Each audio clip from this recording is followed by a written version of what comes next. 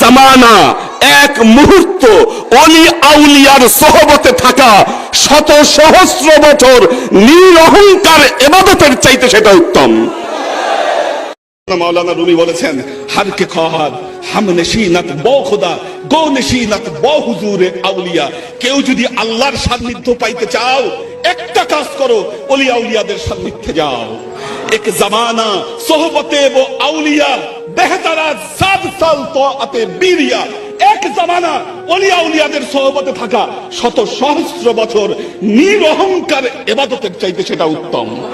মাওলানা রুমি বলছেন, গার তু খারো संग मर मर शबी चुनबे सोहबते दिल रसी गो हर शबी।